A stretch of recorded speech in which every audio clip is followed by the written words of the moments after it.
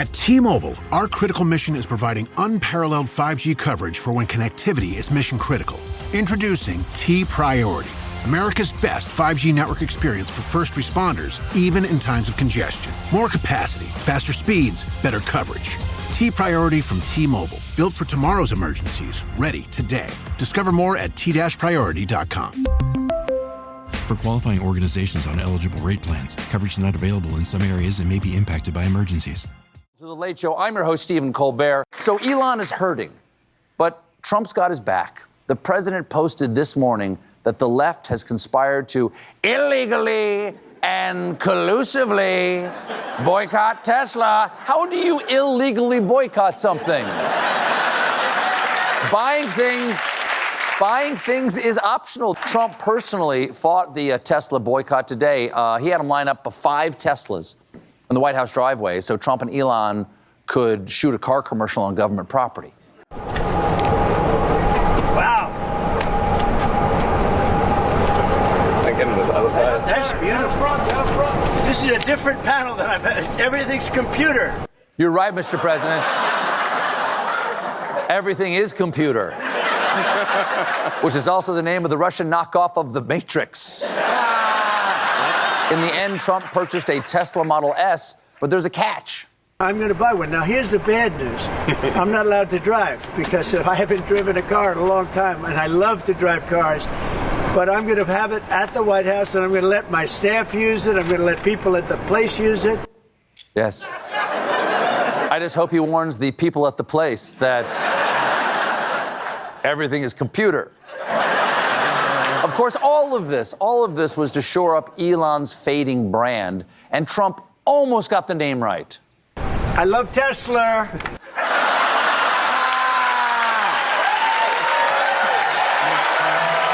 All of that. And you end it with, I love Tesla. But you know what? It's an honest mistake. He just mixed up the 2 words most associated with Elon Musk, Tesla and Hitler.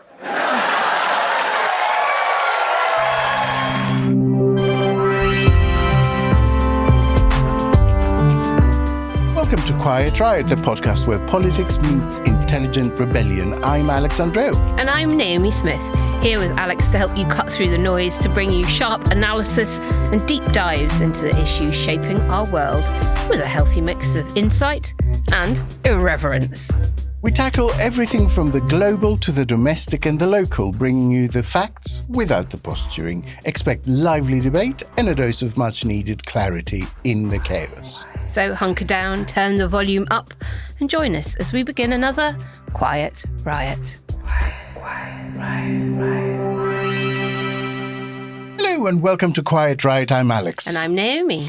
This week we're focusing on the churn in UK politics, from the pending by-election in Runcorn to the ongoing fracas in reform and increasing ructions inside the Labour Party about welfare cuts. And across the channel, Germany has the new government. What does this change mean for Europe, the UK, and crucially, Ukraine?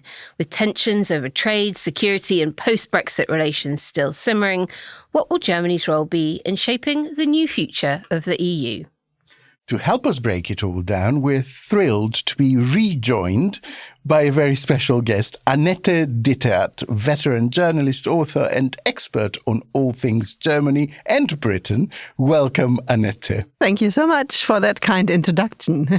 Annette, Nicola Sturgeon has announced her intention not to stand at the next Holyrood elections. Now, I think both fans and critics would agree that she is the biggest figure of her generation in Scottish politics. And although the decision was largely expected because of the police investigation into SNP finances, it still feels like a big moment. And I genuinely cannot fully decide in my head what part of the admiration I have for Sturgeon as a politician is purely down to her quality, and what part is down to the fact that she operated at a time of minnows, of such ridiculous politicians in other parties that by comparison, she seems like a giant, right? Which is why I'm so interested in your view, given so much of your career has been under the stewardship of Germany and arguably, Europe by Mutti, by Angela Merkel. What do you think? As an outsider looking It's really interesting that you say that you sort of a bit like can't make your mind up, really, because I have exactly the same feeling so about you're her. no help. I'm no help, but I could share my thoughts, and they might be slightly different from yours, so it might be helpful nevertheless. But I always thought, and I've observed her and reported on her during the referendum and before the Scottish referendum and after that as well, and I always thought that she was by far the most talented politician Britain had. That's why she also became such a target for the Tories. She was really dangerous. And when she resigned, I mean, I've not really looked into the whole financial scandals deep enough to really know what was going on there. And I'm actually not sure whether any Scot really knows what went on there either. But overall, when she stood down, I thought this is such a shame because she really managed to get the Scottish, the SNP, keep it together, which was a difficult task. And we saw afterwards that it was a difficult task when she left because it basically fell apart now. And I find that in a way a shame. And I've always admired her political talent. Yeah, I mean, she was an extraordinary communicator, wasn't she? Unbelievable. That's what I was going to say. You know, I'm not a nationalist, and But she still is. She's not dead. But my goodness. but is now exiting frontline politics. So the political communication will be lesser unless, hey, look, does she want to start a podcast? Who knows? Maybe. I thought her ambitions might go a little bit higher, to be honest. Like, if the police investigation is resolved satisfactorily for her, I can see her playing a role in somewhere like the UN or somewhere like the EU or, you know.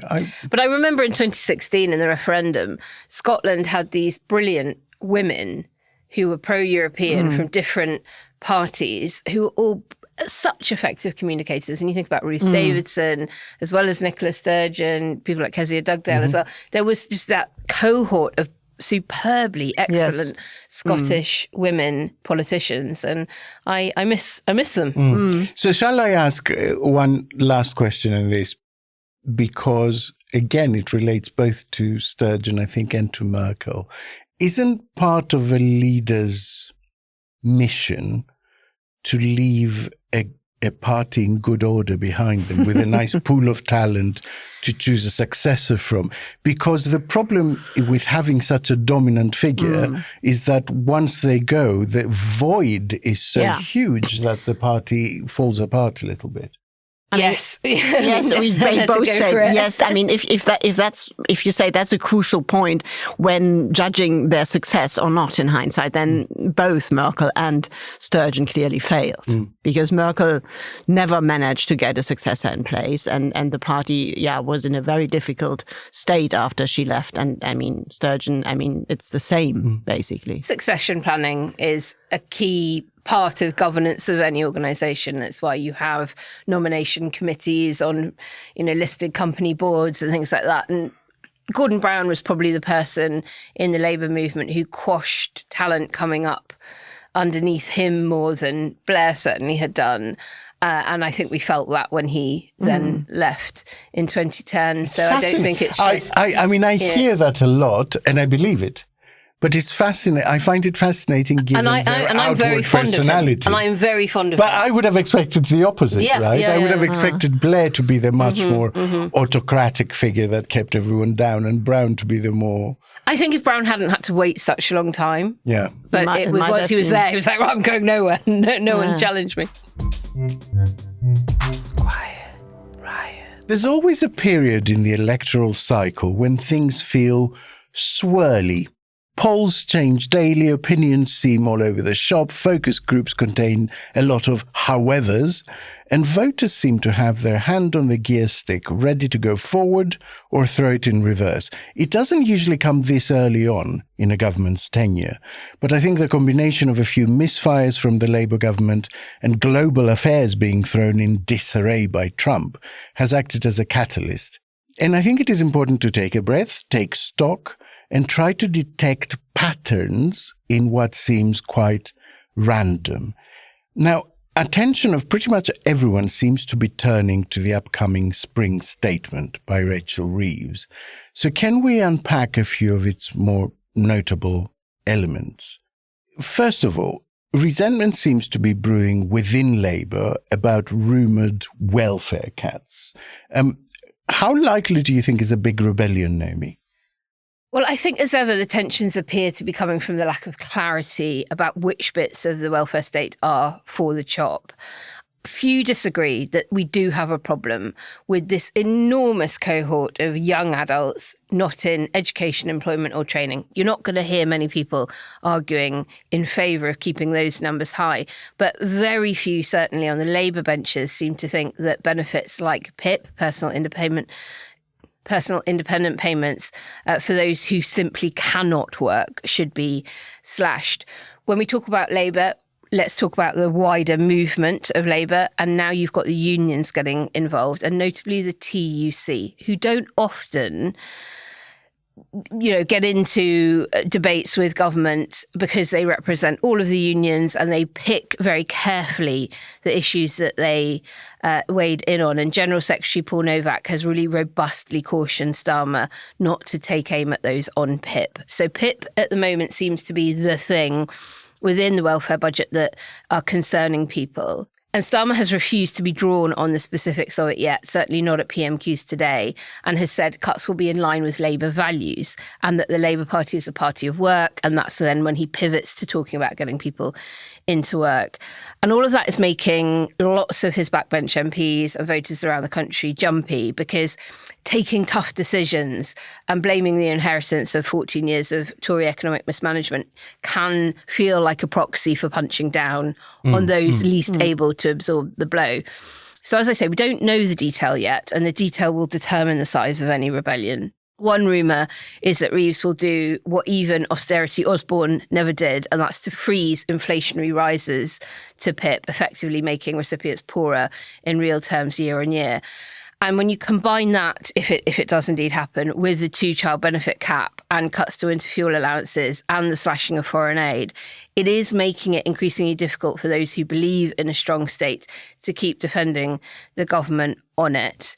That said, the new MPs, many of whom will certainly not have entered politics to pursue cuts to welfare, are ambitious.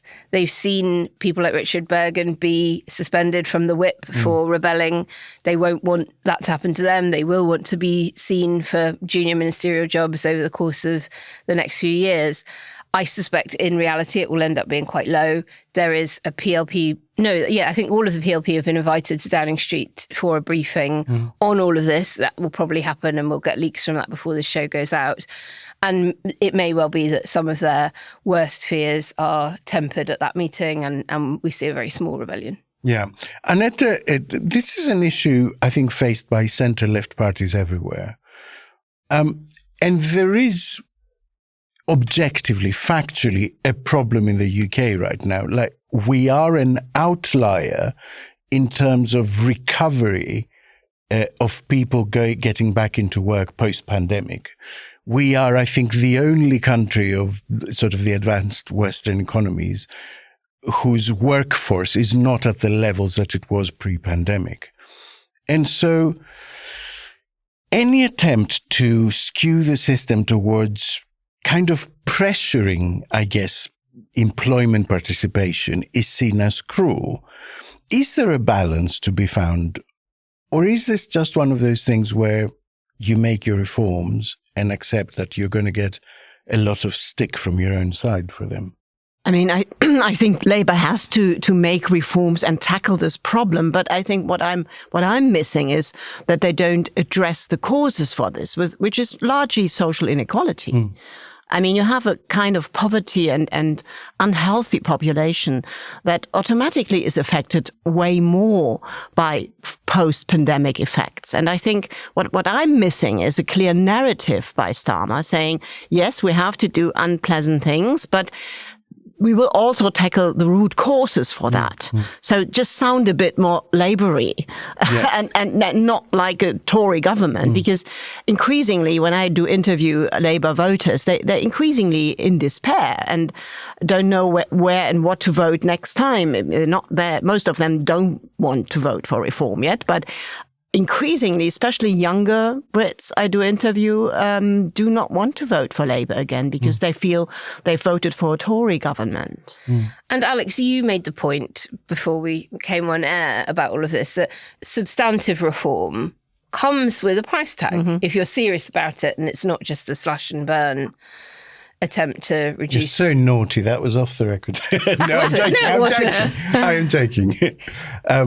But it's true, isn't it? Yeah, it's true. Yeah, it's true. And you could see it also with, with the arguments that, I remember the arguments Ian Dr. Smith was making at the time of universal credit.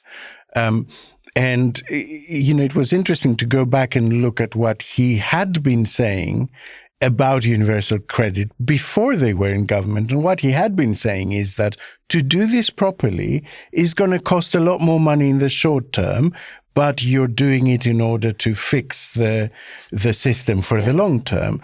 They then come into government and everything that is driving the reform is to save money. And it's like, if your driver is to save money, then you're not really reforming. You're just cutting. It's basically a very expensive way of not reforming. Yeah, that's true. Yeah, exactly. It's to know the cost of everything. But isn't the main problem in a way, again, that there is no narrative? I mean, I do really miss Starmer standing up and saying, yes, we have to do these things, but we do it because, and we will look, and that's the direction this project is taking, and that's why. And I totally miss that on any level. And I think that's the biggest problem, that this base doesn't understand what they stand for. And I think doing it at a time when the national insurance contribution levy is going up on small businesses, which has a disproportionate impact on lower paid jobs, which are the very jobs that somebody coming off of benefits might aim to go into. I think this is a very, very dangerous time for the government, I think, to do that at the same time. And to your point, Alex, about spending money to make reforms work, we've heard quite a lot about Skills England and Yvette Cooper's interventions on that and trying to improve that. If you're not sick and you are, healthy and able to work, but unable to because you haven't got the right skills or you're not living in the right place where there are jobs, as you say, Alex, that will cost a significant amount of money to actually address the problem. You can't just incentivize somebody off of benefits and into work if there is no work. It literally costs less money to park someone on benefits than it does to retrain them for something. So that equation that says we're going to reskill everyone in order to reduce the welfare bill, in the next 3 years, it makes zero sense. I'd be interested to see how it links up with their plans on devolution, because Annette, in Germany, of course, where you have a much more federal system, but you also have a far deeper connection between employers in a local community and training colleges, and that flow, that supply chain of people exiting education and going into jobs is much stronger. And it feels to me like employers in Germany pay a lot more into the system than they do here in the UK, where they kind of wait around for the education system to pump people out, and then they go, they're not good enough. I'm going to have to spend too much money training them, so I'm not going to employ them. I mean, that's part of the problem Britain has with being so centralized. I mean, the government is too centralized. The country, the way it's organized, is too centralized. So you cannot really adjust to local or regional special developments. And I think that's a general problem. The British state in general is too centralized. Quiet riot. Are your ulcerative colitis symptoms proving difficult to manage? Tremfya guselkumab can help you manage the cycle of UC symptoms. At 1 year, many patients taking Tremfya achieved clinical remission, and some patients also achieved endoscopic remission. Individual results may vary. Tremfya is a prescription medicine used to treat adults with moderately to severely active ulcerative colitis. Serious allergic reactions and increased risk of infections may occur. Before treatment, your doctor should check you for infections and TB. Tell your doctor if you have an infection, flu-like symptoms, or if you need a vaccine. Ask your doctor if Tremfya can help you manage the cycle of UC symptoms. Call 1-800-526-7736 to learn more, or visit tremfyaradio.com. Quiet Naomi, we also hear a lot about Project Chainsaw, which is this plan drawn up to axe dozens of so-called quangos and cut thousands of jobs across Whitehall. I want to make a preface point, which is that, thousands of jobs to be axed across Whitehall means very little. We have almost 500,000 people working for the civil service. You can cut thousands of jobs without actually sacking anyone. There is natural wastage of tens of thousands of jobs to the civil service every year. So I think it's slightly misleading to suggest that loads and loads of people are going to lose their job like they are doing in America. And so few people talk about the enormous explosion in government jobs. Since 2016. Because of the Conservative government setting up the department for exiting the EU. They bloated the system. Yep. And that meant they were drawing people in from every different government department, having to backfill those roles in the existing departments. And I would love this government to call that out and say, we are getting rid of the Brexit-induced waste that the last government introduced. So there is definitely that angle. But I think, and I do think we need to reduce the size of the civil service. I think that is a good thing to be doing. So this plan is the brainchild of think tank Labour Together. Who are they and what do we know about them? One thing I would say is that, as I understand it from Project Chainsaw or Operation Chainsaw, is that it isn't simply about axing quangos and reducing the size of the civil service. It is also about deregulation and axing unnecessary, as they would call it, red tape. And we've talked about that a little bit on this show previously. And that's a bit of it that I'm a bit more concerned about. I don't want to see a race to the bottom on regulations and standards in the pursuit of growth. I want to achieve growth through aligning with Europe on very high levels of standards and welfare protections and employment rights and food protections, etc. So to put the other side, what I've heard is slightly different, which is that it's a move to draw into departments the decision-making, because a lot of them has gone basically to quangos, regulators or non-governmental agencies and people like that. So it is a way to, I guess, have more control over what happens in a particular brief. It doesn't necessarily mean deregulation, but it does mean more central control. So Labour Together. Yeah. So we talked about Blue Labour on the show last week. Yeah. And Labour Together very much has its roots in that movement, having been set up in the aftermath of the 2015 general election and Ed Miliband's resignation by a chap called John Clark, who was a big figure in Blue Labour circles. It was then kind of formally launched by Lisa Nandy about a year later. And they managed to raise high five-figure sums from various Labour donors, and then really professionalised from kind of 2017 onwards under the leadership of Morgan McSweeney, who, of course, is now Starmer's Chief of Staff. And under McSweeney, Labour Together campaigned big time for Starmer's leadership contest, and they'd done a lot of pretty serious work exposing anti-Semitism in the party under Corbyn's leadership. Then McSweeney gets poached into Starmer's team directly after he does win the leadership contest, and McSweeney is then replaced by a guy called Josh Simons, who ran it as a pro-Starmer think tank, producing lots of policy work and campaign ideas for the general election campaign until his own election as MP for Makerfield in July last year. And then he passes the baton on to Jonathan Ashworth, who had lost his Leicester seat. They do a lot of polling, they do a lot of research, and their mission is very much about keeping Labour in government after the next election. And they are funded by a lot of Labour donors, but very notably Gary Lubner, who is now, I think, Labour's largest donor in value terms. But they have slightly mutated from the original idea, which was, I guess, to be a talking shop for all factions of the very broad church that is Labour, to a slightly more Starmerist, I guess. It is a pro-Starmer think tank. Yeah. I am slightly hesitant to tread into this, but is this shrinking of the state or is it centralization? Because we're not hearing about the transfer of any of those functions to private entities, to somewhere outside government. And we're not hearing much about these functions no longer being necessary. It's quite a lot of merging. Yeah. What we're hearing is about super departments, basically, that manage more aspects in one place. Can that work? I mean, that's really hard to say at the moment. I mean, I couldn't really give you a serious answer here, again, because we don't really know why they're doing what. I mean, I'm just coming back to what I said before. Yeah. There's no vision, there's no explanation of why they're doing things. They just give you details. And I find it really hard as a journalist sitting there and think, okay, what do I report on Labour back to Germany? What are they really doing? I don't know. I think he's making a big speech about it today as people listen on Thursday, tomorrow as we record.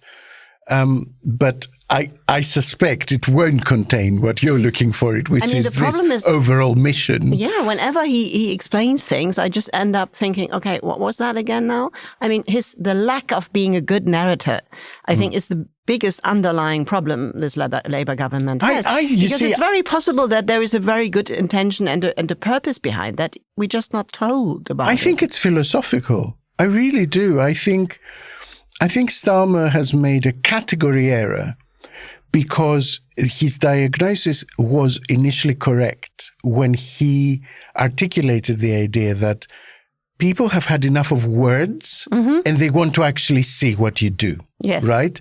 And the more words you give them and then you don't follow them up with action, the more cynical they get. I think that's right. The result is not, though, that you don't tell people what you're doing.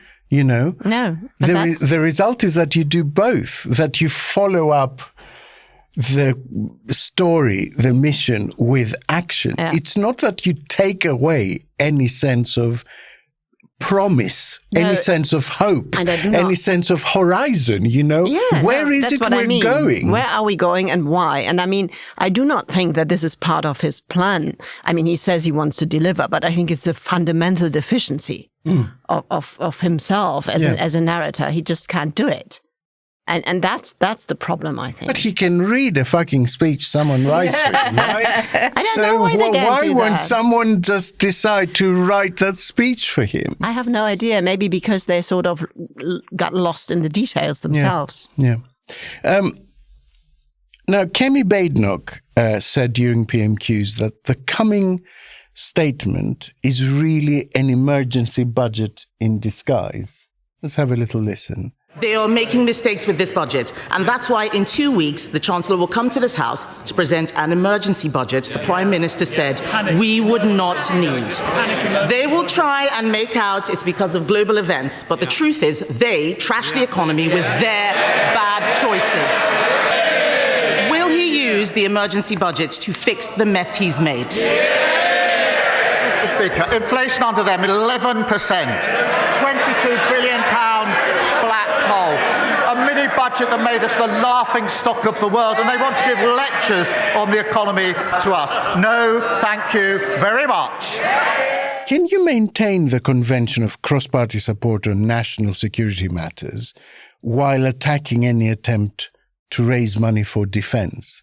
Like, is that doable? No.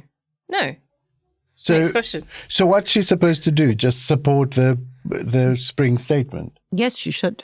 I mean, this is a national emergency in a way, and the numbers Starmer has given so far, I don't know, I forgot 2.5 or whatever in 2027.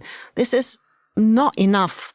I mean, it is way too little, and they know that. And this will not be the last emergency budget. And of course, I think Badenoch should support that, but she's also a little bit lost in all this. Totally, yeah. They can't really be against it, and they can't really be for everything Starmer does either. So it's interesting because again, it's his lack of narrative that actually makes it very difficult to target him in any way. Because thank God there's Trump. I mean, for him. I mean, that helps him enormously now. Okay. Let's hope no one just clips. Hope no one just clips that bit. I would protest against that. Now, meanwhile, the fallout from the reform deform goes on, with the Met confirming the force has launched an investigation, I quote, into an allegation of a series of verbal threats made by a 67-year-old man, and Lowe responded that his lawyers have made contact with the Met Police and have made them aware of his willingness to cooperate in any necessary investigation. Is this going to affect Reform UK's and personally Farage's popularity, do we think? Okay, well, there is polling on this, Alex. YouGov have a poll out as we record this show, and they have split their question into asking about, do you have a favourable or unfavourable view of Farage? Do you have a favourable or unfavourable view of Rupert Lowe? And there's an interesting difference in the answers to those two questions, depending on whether you ask people who did vote Reform back in 2024 and those who are considering voting Reform at the next election. Because, of course, we've seen Reform grow in the polls quite substantially since last summer. So we're talking about that 7%. Exactly, that new people. So in terms of Farage, the July voters, 73% of them are favourable towards him. The new people coming on board, 86% favourable. Rupert Lowe, last year's voters, 35% in favour of him. Those that are now thinking about voting Reform, only 27% favourable. So I think this is interesting, because I did wonder, the whole schism seems to be around whether or not you are pro or anti Stephen Yaxley-Lennon. That seems to be the nuts and bolts of what's going on with this row. You've got the Howard Coxes and the Rupert Lowes and the Dan Wootons and, all the adjacent people in Reform saying, poor old Tommy Robinson, unfairly incarcerated, shouldn't be being treated in, solitary confinement, terrible, terrible. And then you've got the Farages saying, and Tice saying, toxic, toxic, toxic. And that's because they need to win over even more traditional Conservative voters. And I've said it before in this show, that kind of voter that I would call the kind of red corduroy trouser golf club guy doesn't want what they perceive to be an oiky skinhead kind of brash Tommy Robinson figure in their club. And so it is a very conscious decision, I think, by Farage to say, our only electoral strategy can be to win over more and more of those traditional Conservative voters. And that means we have to distance ourselves from Tommy Robinson, even if personally we're in agreement with him on issues around which is an interesting Sharia law or whatever. Which is an interesting phenomenon anyway, right? And you see it all across Europe, where, for instance, in France, in order to get anywhere near power, the Front National has had basically to defang itself. They're trying to detoxify. They're making. I think Farage is really very right in that. I mean, he has a really good political instinct. I mean, that's his unique talent to know that the British, those voters he's targeting won't want him to cross that line to the far right. And yet in Germany, the argument that went on in AfD, whether to sort of stick with quite extreme politics or whether to slightly sanitize themselves to appeal to more of the centre ground differently. They have gone to the very far hard right. But they're doing quite well. They're doing quite well, but on the other hand, Le Pen has thrown them out of their European group because she thought they are too toxic. And the question is whether they have now got 20%, whether they've sort of reached their ceiling with that going so extreme. And that will be an interesting question.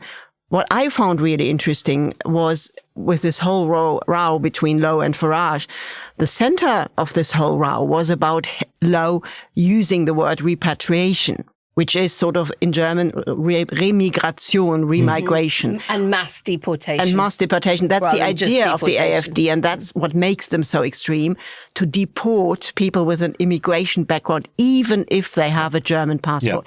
And Farage, when Lowe used that word, repatriation, which is the English one for what the AfD wants, deporting people with an immigration background who have a British passport, he immediately knew this is a red line because this will not go down well with the British audience. He wants to be the hard right man on the Conservative centre that. And that's very clever of him, because I do not think that the British in general, not even the Conservatives, would be ready to go as far as Trump and Musk, where that line doesn't exist anymore, where you have white supremacy now at the center of the government. And that wouldn't work here. And that's why he's always standing up to Musk with Tommy Robinson, and now standing up to Lowe, because he knows he will not achieve his goal to be the main center-right, that's his idea, I guess, on the very right party, if he follows Trump and Musk. And that's what makes everything so difficult for him.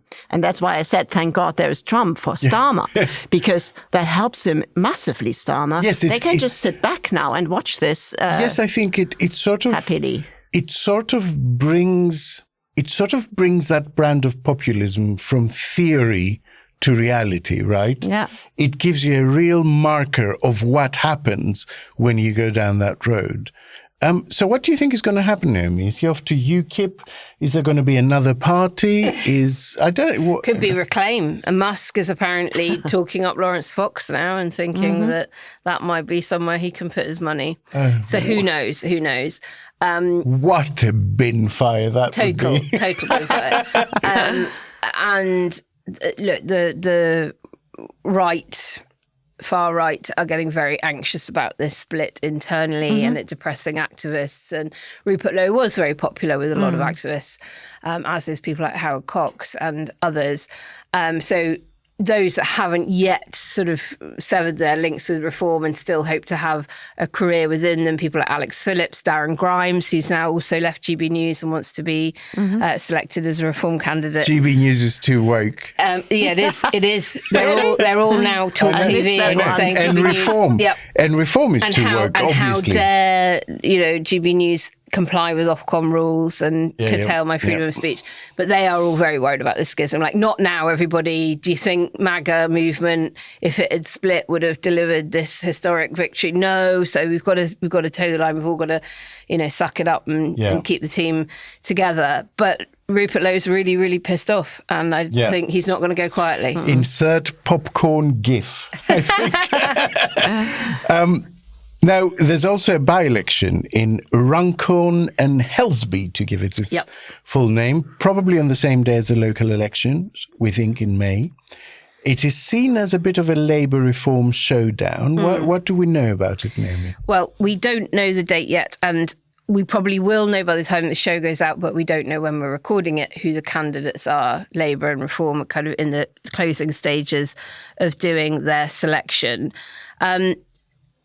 Very comfortably won by Labour in July last year, 53% of the vote, with Reform in second on 18, Tories hot on their heels on 16% of the vote. Now, we're not entirely sure, but there have been some modelling predictions done. New Statesman and Britain predicts, showing that it is currently 33% Labour, 30% Reform, 20% Conservative.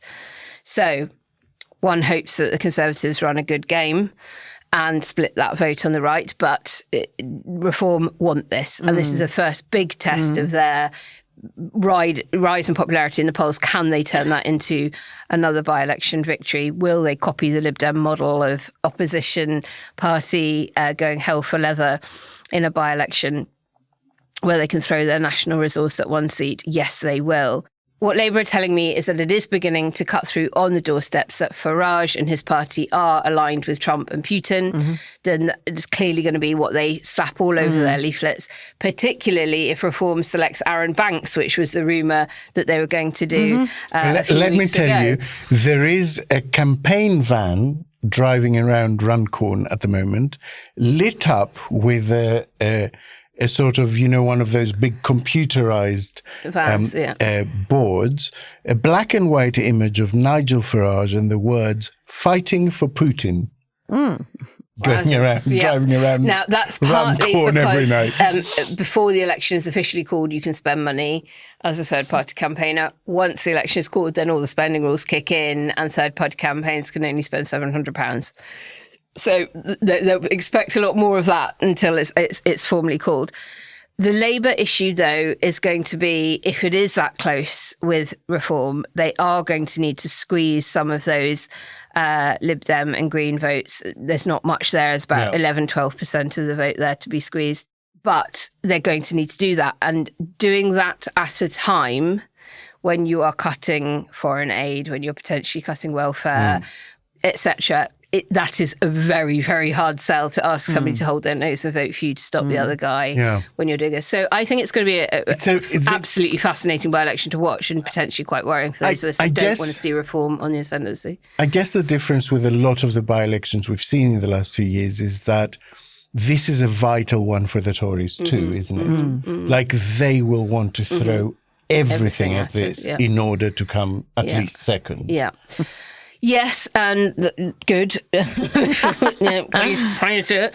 If Reclaim want to go, all of you go. If this was into a Tory government and it was Labour, Lib Dem, you might hear a little bit of movement, Sure. Why don't we try and concentrate the vote on one of those to give the government a bloody nose? Yeah. The Conservatives will definitely not want to do that on this occasion, right? So if there is only, you're right, and if there is only 3%, as the model is currently predicting from the New Statesman between Labour and Reform, then for sure Labour are going to need the Lib Dems and the Greens to help them out. And I don't think that they're going to want to. I think the Lib Dems will do what they do in these kinds of situations, which is paper candidates, spend the minimum, and they show up as a presence, as a name on the ballot paper, but don't put any effort in. The Greens, I think, will give it a good shot because their position is very much, well, until Labour comes and speaks to us and offers us anything, given all we've done for them over the previous however many elections, we're just not doing it anymore. And, they are in second place to the Labour Party in quite a few seats in, as we've talked about with Zach Polanski on the show before, in South East London and East London, and they see themselves as much more of a challenger. And also their positioning is much more clearly to the left of Labour. Correct, so there is a bigger political opportunity for them there. Annette, having observed the progress of the AfD in Germany, I'm not suggesting equivalence in levels of extremism here, just a similarity in a populist outfit challenging the established parties, right?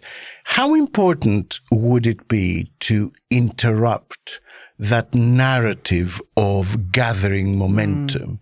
Like, how big would it be if Labour managed to hold on to this seat? I think quite big, because it would really cut the momentum. And that's, I think, quite important, because the AfD became so big in the national election after they won these smaller states in East Germany so big.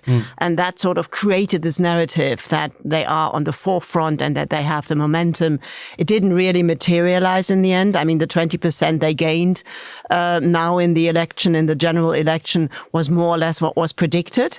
But still, I think it is important to cut momentum really early if you want to prevent a far-right party to come up successfully. I mean, in Germany, you even had the discussion whether the AfD should have been banned, which would have been possible at an earlier stage, because they are undermining or want to destroy the constitution.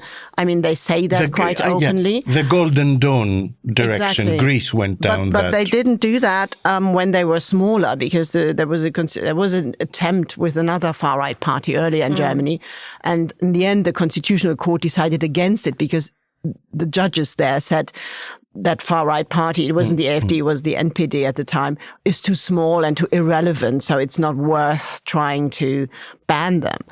That sort of prevented quite a lot of people who thought Germany should have done that earlier with the AfD when they were pretty small still. And now you have the problem that they are too big to be banned, because that would sort of more or less ban 20% of the voters. And so, you're saying something about all those voters. If you ban them now, you're saying you're all extremists. So a lot of people in Germany at the moment argue that you should have banned or tried a serious attempt to ban them, because it could have worked way earlier when they weren't so big yet, when they didn't have that kind of momentum. But again, it's a bit difficult to compare with here. I wouldn't make the same arguments for reform here, because compared to the AfD, they're not as extremist. Quiet riot. This episode is brought to you by Prime Video. In the small town of Holland, Michigan, nothing is ever what it seems. Behind the tulip festivals and pretty houses lay dark secrets that threaten to tear a marriage apart. Nicole Kidman stars in this darkly twisted thriller about a wife and mother whose quest to uncover her husband's secrets may get her more than she bargained for. Holland, streaming on Prime Video March 27th. Quiet riot. Now, we also have to mention events across the Atlantic since they affect our domestic politics so closely. So tariffs on steel and aluminium have come into effect. Starmer seems to be saying nothing is off the table, but we will not overreact. David, Mr. Speaker, turning to international issues, can I congratulate the Prime Minister on helping to secure the restoration of US military and intelligence support for Ukraine? But can I press him on progress to persuade President Trump against damaging metal tariffs already hitting British industry? The Prime Minister knows that we on these benches believe he must be more robust with President Trump, like the Europeans and like the Canadians. So will the Prime Minister fly out to Canada as soon as possible to show their new Prime Minister and the Canadian people that Britain stands with its Commonwealth allies against Trump's threats and against Trump's tariffs? Well, Canada is an ally and a very important ally too. On the question of tariffs, obviously, like everybody else, I'm disappointed to see global tariffs in relation to steel and aluminium. But we will take a pragmatic approach. We are, as he knows, negotiating an economic deal which covers and will include tariffs if we succeed. But we will keep all options on the table. Is this the right posture? It's not about overreacting. It's about whether there's any point in reacting, given that tomorrow, or even in an hour's time, these tariffs could be lifted immediately. So, look, I've said it so many times, go with what you know. Don't react to the thing that is going to change every breath he takes, and that is sort your relationship out with Europe on trade. Yeah. And our report at Best of Britain that we did with Frontier Economics shows that we can shield ourselves entirely from the impact of tariffs from the US by doing alignment on growth. And with a deep alignment on goods and services, the EU has its negative impact of tariffs from the US reduced by about a third. That is the known. Go with that, get that done, and then you can ride the wave of whatever what did you call him that everyone has loved? The chinless, Nazi. What? I think it was the befuddled, toxic What's-it and his chinless Nazi Care Bear. Exactly, exactly. Nice one. So, and also because like the value of steel and aluminium exports from the UK to America is about a $5. So why wade into this massive argument? As I understand it, the industry's fear here is more about the market being flooded with cheap imports because that American market is basically now a much more closed one.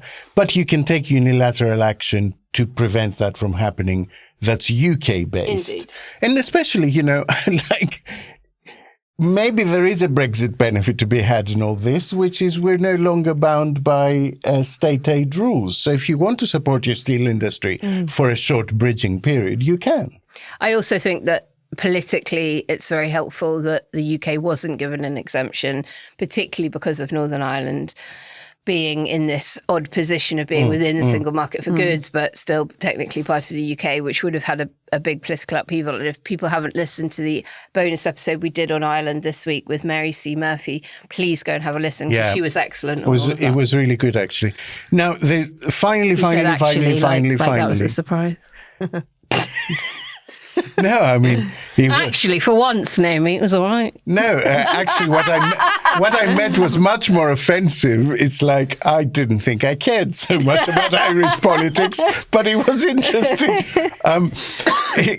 And I'm about to hit you now with Greenlanding Greenlandic politics, because there's been an election in Greenland, and I think I'm right in saying that the world has never been more interested in an election in Greenland. So let me try to give you a potted summary. There are a total of 31 seats in the Inatsisartut, the Greenlandic parliament.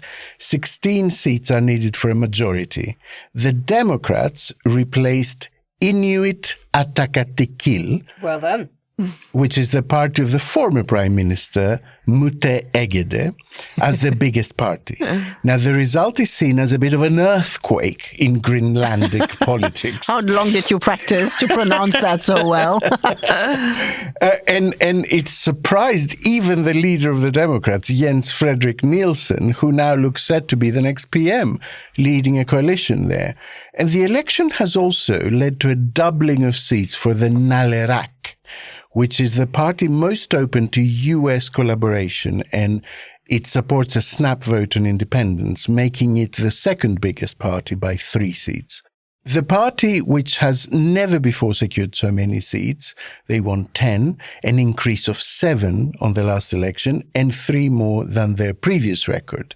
So it was not considered even a major player, right? There was no attention on them. Now, both the Democrats and Nalerak favor independence from Denmark, but they're very different in terms of the pace of change. Nalerak is the more aggressively pro-independence party, while the Democrats favor a more moderate, sort of over time devolution type settlement.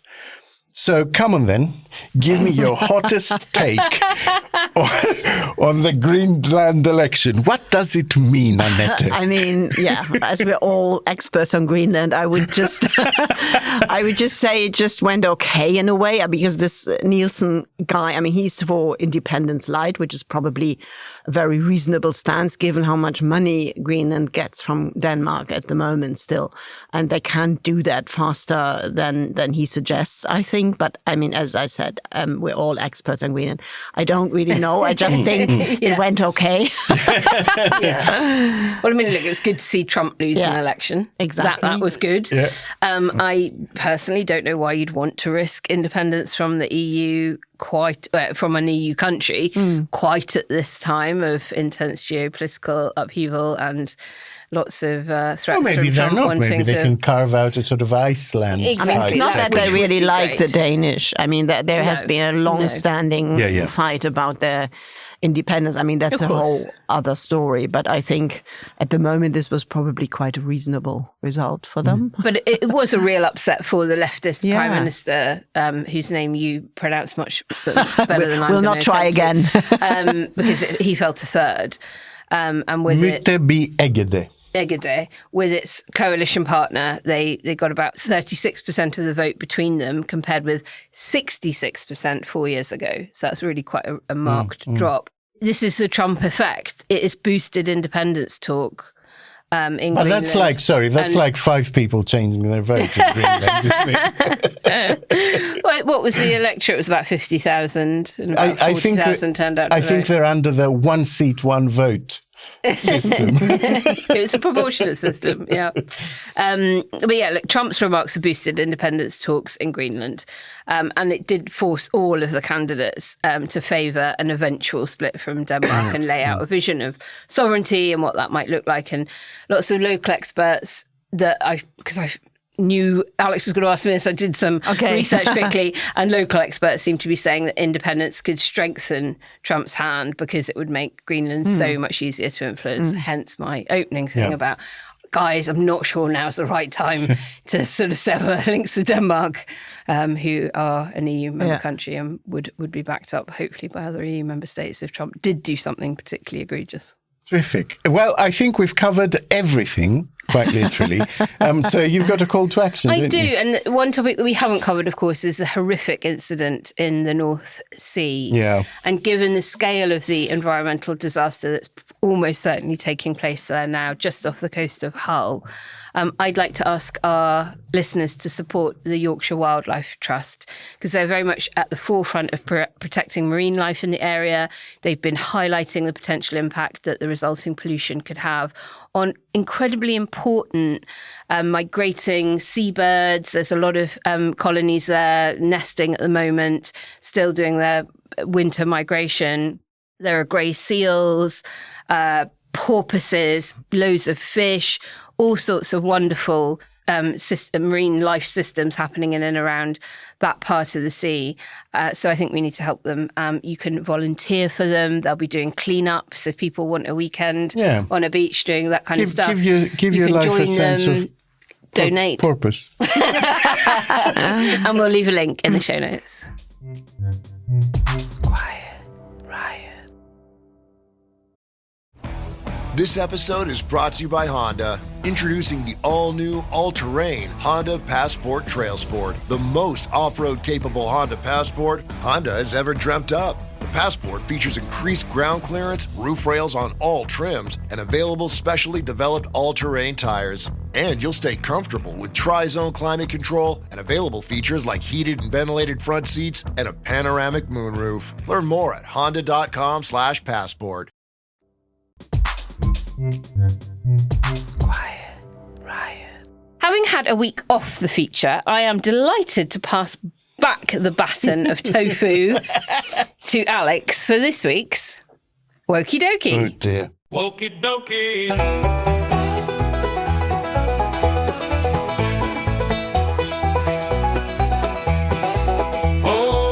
Alex, what have you got for us this time?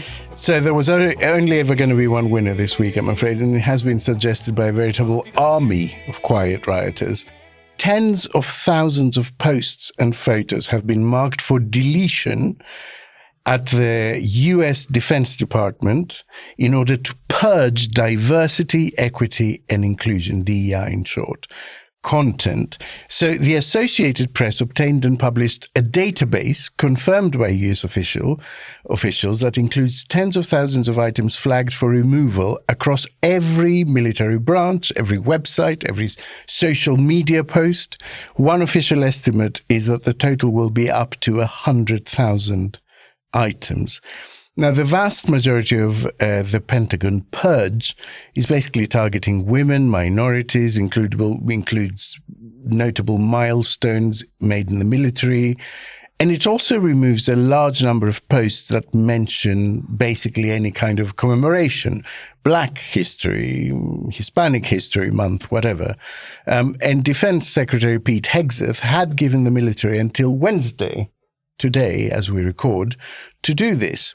Now, in some cases, photos seem to be flagged for removal simply because of the inclusion of a word, like the word gay, including service members with the last name gay. So several photos of an Army Corps of Engineers dredging project in California were marked for deletion because a local engineer in the photo had the last name gay. And a photo of Army Corps biologist was on the list, seemingly because it mentioned they were recording data about fish, including weight, size, and gender. So obviously, whatever system they use, AI, they found the word gender and said, "Oh, can't have that." It was like control, find, replace. That's literally what someone's done. Mm-hmm. Women's History Month stuff is being replaced, like about the very first female fighter pilot and stuff like that. All of it being deleted, and someone. It's like, you mustn't read ahead. So on some of them, it's a proper mystery why they were included. So there's a photo titled "Deadlift Contenders Raise the Bar Pound by Pound." Or a National Guard website image called "Minnesota Brothers Reunite in Kuwait." Why? Brothers? Maybe, and Kuwait, and maybe it was like... I don't know. Anyway, but the funniest one of all is that all images of and references to the B-29 aircraft which dropped the first atomic bomb on Hiroshima, Japan during World War II have been removed because, of course, it was called the Enola Gay. So there you have it. This week, nuclear war is woke. Thank you, Alex. Quiet, riot. Now let's turn our attention to Germany, where negotiations to form a new coalition government are taking shape, led by Friedrich Merz, marking a shift to the centre-right after years of leadership under the Social Democrats and the Greens. Merz's government in waiting, led by his centre-right CDU-CSU alliance in coalition with Scholz's SPD, has wasted no time in pushing forward its economic agenda. At the heart of the new administration's plans is an ambitious budget proposal aimed at tackling Germany's economic slowdown, casting aside Germany's historic reluctance to take on large-scale debts and see it invest in defence on a scale not seen since, well, we're not really meant to mention it, but World War II. It's all right with me. I'm used to that, having lived here for a while. I think you got away with it. But there is a roadblock. The Greens are threatening to derail the budget. The CDU, CSU and SPD are in a hurry to push the changes through before the 25th of March, when the newly elected parliament will convene. And from then on, the far-right AfD and the leftist Die Linke will be able to block any such proposals. Annette, can you put the scale of these economic plans into perspective for us? This is really major Keynesian impetus, isn't it? This is massive. I mean, it's a seismic shift in German thinking as well, because, I mean, Germany has famously been fiscally hawky for ever. And that was the main reason, by the way, why the traffic light coalition broke up in the end, because they couldn't agree on loosening the so-called debt brake. Yeah. I mean, that's something, it's a bit technical, but I'd like to explain that because it's really important and it's also really interesting. This debt brake is something very weird and very German, because it basically says that you cannot put up more debts than 0.35% of the GDP in a year. And this is not just some rule. They've enshrined it in the constitution. That means that to change that, you have to have a 2/3 majority in parliament. Now, the problem is, Merz didn't win enough votes to do that after he's in power, because the AfD, the far right, and the Linke, which is sort of the far left, although they're not a hard left party, but still, they both might not support a reform of this debt brake. So what Merz has done now, very cheeky and very surprising. I mean, I was like, I choked on my coffee while I it's saw clever, my timeline but was it just is full of people clever. going, wow, yeah, what? it was really. Oh my God, I mean, this is huge. What he basically has done now, he has agreed with his potential and very probable partner in coalition, the Social Democrats, not to reform the debt brake, but to put an additional paragraph into the constitution that allows to spend 500 billion euros, which is massive. You can't conceive of the number. Yeah, you can't conceive for defense and for infrastructure, which is very much needed. The completely ironic, I mean, there's a constitutional problem with it in a way, because, I mean, now you have the debt brake in the constitution, and then you have another paragraph that contradicts the debt brake. I mean, this is a very, very, cheeky thing to do. Yeah. I think it will hold up in front of the Constitutional Court. That is not the main problem. It's an interesting thing to discuss, but let's not go down that road now. I don't want to make it too complicated. But the real problem he has is that his whole election campaign, I mean, throughout the whole campaign, he was saying, no, we need to keep the debt brake. I will make sure that we are all safe. And he pandered to the far right, and he insulted the Greens, saying they're lefty loonies who, while the Greens were saying all along, we need a massive package of investment for defense and for infrastructure. So now he wins. An unfair characterization of them at the time. Totally unfair. I mean, the Greens in Germany are center, left, social democrats, whatever. I mean, they've always been very consistent on pro-Ukraine. They've always been very clear. Were they pushing Scholz to go further on Ukraine? Yes, absolutely. The Greens were the party that was always trying to push the social democrats to go clearer against Putin. The social democrats have always been very on appeasement terms rather with Russia. No, but the Greens have always said, I mean, in the traffic light coalition throughout the campaign, they've campaigned with that. We need to reform the debt brake. We need to spend more money on infrastructure and defense. Merz, no. I don't want to hear of that. This is lefty loony nonsense. Yeah. He's not.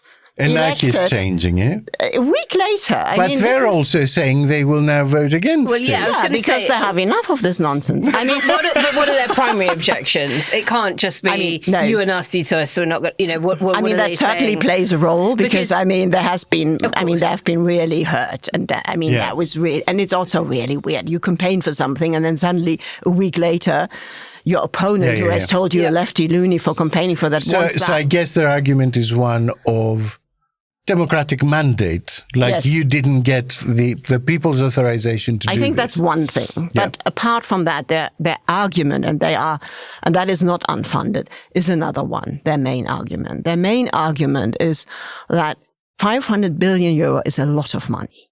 And the problem is, what Merz wants to do, he wants to put this paragraph that this is possible to take up this money into this constitution, but to define what exactly will be spent and how exactly this money will be spent, he only wants to do that in a bill after he's in power.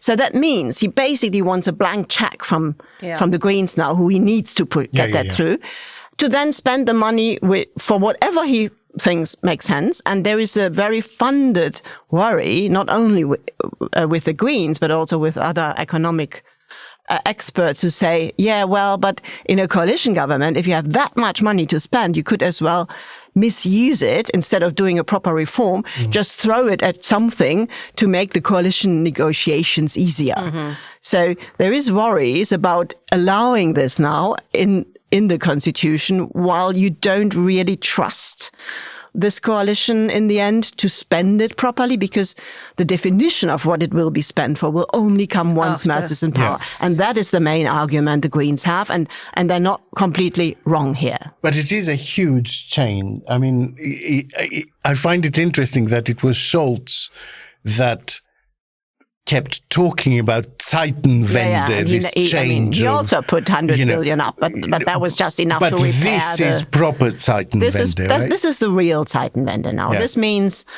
it's a complete change of thinking. And it's also, in a way, ironic. The Greens have always said we need to do that, and it's now the Conservatives who can bring it in. It's like Labour doing welfare cuts. I mean, it's hurtful for the Greens, I think, in a way, but it's overall a massive change, and it shows. I mean, the word wake-up call is a bit overused, but it shows they have heard the wake-up call. I think what really pushed Merz and the CDU and the Social Democrats to make that step was this fatal Washington with Zelensky. Which is a fair enough thing, right, to say we are in a different world now than we were a month ago. Which obviously isn't true. I mean, honestly, they knew there will be trouble before.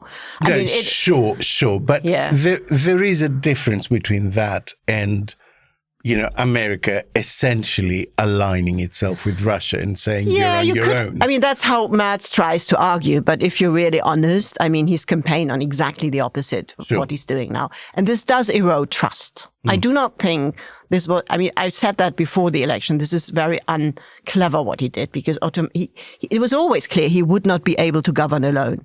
So to sort of burn the territory of other potential coalition partners like the Greens, like he did by insulting them massively, even a day before the election, was always very unclever. And this kind of row you see at the moment is not good for democracy. So are there really no policy areas that the Greens are pursuing that he could buy them off with? So as I understand it, the Social Democrats have managed to negotiate an increase in the minimum wage to €15 an hour in return for their support for the budget. Are there substantive environmental issues or others that the Greens could demand in return for support? Yes, I personally, I hope I'm not wrong, but I do think in the end they will agree on some kind of compromise.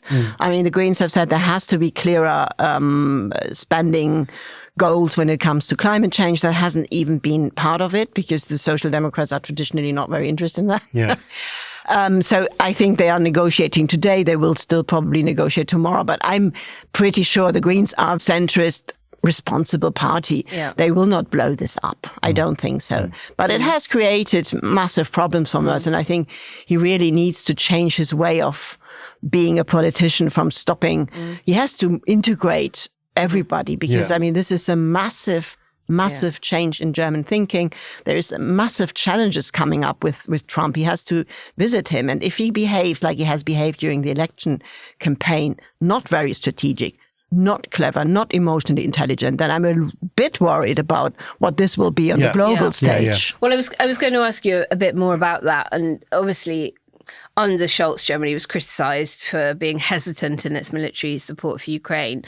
And I don't know the man, and so you will have observed Merz. Unfairly, I think, in my view, unfairly criticised to the level that he was. But on Merz, who I haven't studied in any detail at all, how much of this plan is driven by the big moment in the White House when, you know, Trump bullies Zelensky and then says, you know, Europe, you've got to increase your defense spending, I'm out, versus Merz's instinctive desire to defeat Putin? I mean, you have to know about Merz that he has been a classic transatlanticist. He's been very fond of relationship building with America all his life, which is sort of one of the core features of the centrist conservatives in Germany. For him to totally change sides is a massive move. Yeah. And I think he means it. And he's much clearer on Russia than the Social Democrats. And he's always been very close to the Greens when it comes to that, while the traffic light coalition was still in power. The Greens and the Conservatives are very, very close here. While the Social Democrats and Scholz, partly that was unfair because he did give the money, but partly it was also fair to criticize him because he constantly spread this kind of narrative that Russia is dangerous, maybe we shouldn't spend so much. No, he was a dither. He was a dither and delayer, and that was bad for. But at the same time, I will always point out that if you look at the distance any country traveled from where it was in terms of policy to where it ended up. No, Germany had to travel the biggest absolutely, distance. But you see, to me, that about Merz, it makes emotional sense that it would be the biggest supporter of NATO that would feel most betrayed by Trump behaving the way he's behaving. The biggest supporter of this axis between Germany and because it must involve a level of hurt, you know. Definitely. If this thing you've believed all your life. But he's also a very different kind of character from Scholz. He's much more decisive. Sometimes too decisive. Yes. I mean, he has had a lot of knee-jerk reactions in the past that haven't helped him at all. And his very first reaction to Trump when he was bullying Zelensky after that, he was in a talk show that night and he was way too emotional here. I mean, that is a big problem. I mean, and that's what I'm worried about mostly, because this is a very difficult time to navigate globally, internationally, and he's not that experienced. I mean, he has never been. Thank God he's a man, because if it was a woman being emotional and not being that experienced, the entire world would be criticising I swear, her I'm going to put out a trailer of you two going, "Thank God for Trump." Thank God he's a man. Okay, do whatever you like. But just to finish that, what he doesn't have, and that's what I'm worried about, is he has no real experience with executive power. Because he's been thrown out more or less by Merkel of the party and then worked as a corporate lawyer. So this is not, I would say, the ideal person I would want as a leader for Europe. But he will be in coalition. He will be in coalition. That won't help really, because that's again the Social Democrats who are dithering and delaying on that. But they have a very good defense minister that will come in. Okay, because I wanted to ask about that before we go on to the EU summit. Where are they in the leadership election? Has Scholz decided? Scholz is gone. He has always said that. So when will they electing? Like, who's going to sign their coalition agreement? There is a guy already who's been sort of like a caretaker person. No, he will be the one who will be. He's called Lars Klingbeil, and he's the one who will probably lead the negotiations on that coalition agreement. Right. But then it's more or less, I mean, Merz will be the chancellor. It's more or less about who will have which department in the end. I mean, the most interesting question in these times is who will get the defense ministry. And everybody in Germany hopes that it will be Pistorius, who is a social democrat who has been doing that already, who would love to stay in the job, and it would be really sensible to keep him there. And he's very popular. He's very popular. The most popular social democrat. He would probably have won the election. But because of that, he's also a threat to the that's why Scholz Christian never... Democrats. No. In a coalition, it's fine. Oh, in a coalition, it's okay. fine. They have to get a certain amount of ministries. Yeah. I think that he will stay in this job, which would be good. He also has a very good relationship with Healy here, so they've known each other forever. They've done the Trinity Agreement together, this kind of bilateral defense agreement a few months ago, and they have a very good relationship. I think if Pistorius remains the defense minister and Merz sort of manages to control his temper somehow and gets a bit of strategic coaching, I mean, it's the only guy we have. And the good thing is, just to finish on him and not to be too unfair, he's a very good European politician. Well, that's what I want to ask you about. And that's really important. That's what I want to ask you about. We are 10 weeks away to the day now from the UK-EU summit on the 19th of May between von der Leyen and Starmer. Will Merz be an ally or a blocker to Starmer's reset ambitions on things like alignment? Complete an ally. I mean, he's an ally. He's a big EU person, if you want. Yeah. He has worked in European politics. He has already started to build a relationship with Macron. He has already been in Poland twice or three times even. Other than Scholz, who has totally messed that up. That was one of the worst things. He totally failed to build an alliance within the EU, where Germany was basically non-existent as a leader. Absent. Totally. And that is something where I'm pretty sure he will do a good job, and he will also be a very close ally of Britain. I'm sure about that. Well, that is a relief to hear. We need as many of them as we can get. Alex, call to action for us. Yeah, so this one was suggested by quiet writer Ziggy Stewart on Blue Sky. And it struck a chord with me because I know there will be people who want to contribute to the war effort in Ukraine, show their support for Ukrainians, but who will feel hesitant about funding things that are war, part of the people. And I get that, you know, and so there is basically a campaign to raise money for armoured ambulances, so that doctors and nurses and medical staff can safely take people out of the conflict zone and bring them to hospital and stuff like that. And to me, that is just the perfect balance of showing your support while not funding killing, basically. And we'll drop details of that in the show notes, but just so people know, it's donorbox.org/armored-medevacs. But we'll put the link. Quiet Riot. And now it is time to decompress a little bit and remind ourselves that not everything in this world is shit. It's time for Grin and Share It. Make it a good one. Good news is welcome to me. Bad news is hell come to me. Good news. I want good news. Naomi? Well, given that we've just had International Women's Day, I wanted to share some news about our absolute badass woman in a pair of high heels who gave a robber a kicking. Okay. Now, listeners, this is a very much a do not try this at home, folks, kind of story. And I am rarely one to glorify violence, but in this case, it was warranted, and she is a hero. Karate expert Myri Kerrin. He picked on the wrong girl, didn't he? Was at the counter buying some chocolate for her family when a hooded man came into her local store in Shropshire in England. And dramatic CCTV video evidence captured the encounter. She clocked him in the car park. And she said, as I got out of the car, I noticed this person all covered up and thought, you look like you're about to rob a shop. But then she reminded herself, you can't think that about people. You can't pigeonhole someone just because they're wearing a hoodie. Maybe he's got a bike somewhere and he's been out riding or whatever.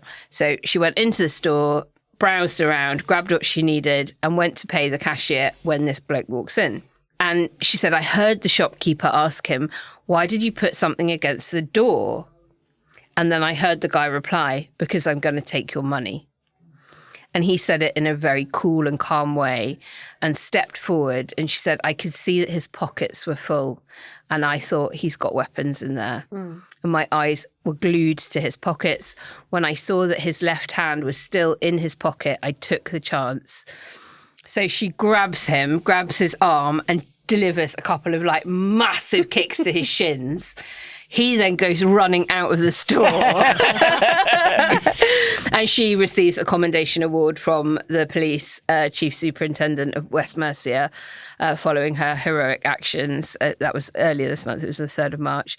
And she said that she didn't think twice about jumping to defence. And later they found out that he did have a knife and a firearm. Oh, God. And she said, I look like I'm hobbling in the CCTV footage because I was trying to break in some new heels. I hadn't worn any since lockdown and I needed to practice and they were giving me agony. And she said, look, it wasn't bravery. It's self-belief after 20 years of martial arts training. And she actually has represented both England and Ireland in the sport. And she's like, I've trained with this type of event in mind. And I can do full contact sessions with people far heavier than me. So it was not stupid or brave. It was just self-belief and good training. And yeah, I just thought that was a Grin and Share It story worthy in the week of International Women's Day, worth highlighting. A badass bitch who's a karate champ wearing high heels. You go, girl. Yeah, I like that. Thanks, Naomi. And listeners, as ever, we'll drop a link in the show notes because it sounds as if it's one where you have to see the video. And that is it for this week's Quiet Riot. Annette, thank you so much for joining us once again. So much fun being here again. It's really one of my favorite podcasts. And I'm not saying that because you invited me again. and you're one of our favorite guests, as you know. And I'm not saying that because you keep coming. Thank you. So much love. And listeners, we didn't do a plug at the top of the show. So you're getting it now instead. If you enjoyed the show and want us to be able to produce more of the same, please head over to ko-fi.com/Quiet Riot Pod and sign up to support us. And if that isn't possible for you right now, don't worry. Instead, share your favourite episode with a friend. It's going to help us reach new audiences. It'll cost you nothing, but will give us a real boost. Now, we'll be back at the weekend with Sunday School, and we've got a few bonus episodes up our sleeves too. But before all that, head over to find our new show, Andreou's Podyssey, wherever you get your podcast, and subscribe so you get the very first episode the moment it drops, which is Saturday morning. Woo! But for now, auf Wiedersehen, pets. And remember, we love you lots and lots. Thank you for listening and see you again very soon. Bye. Bye. Quiet Riot is an audio production by Cooler Heads with Naomi Smith, Alex Andreou, produced by Kenny Campbell. Music by Mariana Sangeeta, artwork by Simona Canelu, and edited by me, Alex Reese. Quiet Riot is a co-production with Sandstone Global. Quiet Riot. This is a trailer for Podyssey. Links to the podcast are in the show notes for all your favorite podcast apps. Let's go on a journey, shall we?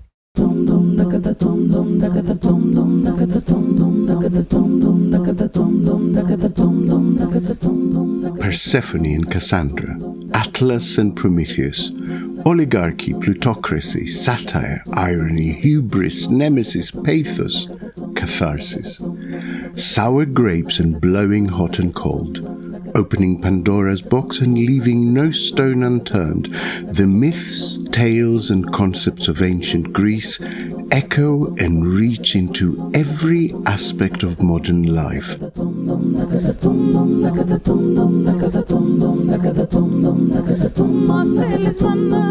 Often misunderstood, frequently romanticized, and sometimes deliberately twisted.